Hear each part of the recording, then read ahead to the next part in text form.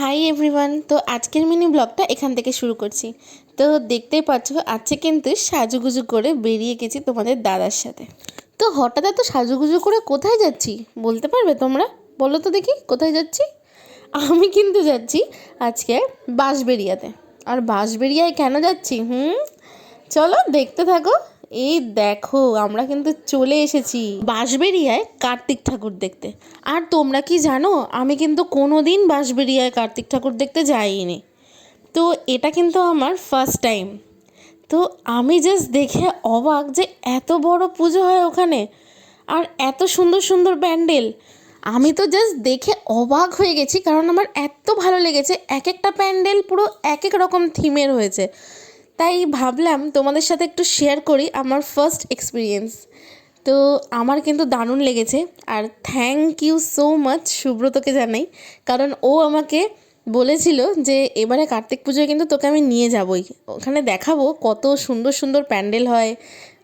আর ওখানে নাকি প্রতিটা প্যান্ডেলে একটা একটা আলাদা আলাদা ঠাকুর, মানে কার্তিক পুজো হচ্ছে মানে কার্তিক ঠাকুর থাকবে সেরকম কোনো ব্যাপার নেই, সব রকম ঠাকুর থাকে ওখানে।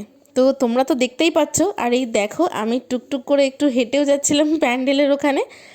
আমার কিন্তু দারুণ লেগেছে এখানে প্যান্ডেলগুলো। তো চলো তোমরা দেখতে থাকো আমরা আর কোথায় কোথায় যাই। তো সব কটার নাম আমার কিন্তু মনে নেই।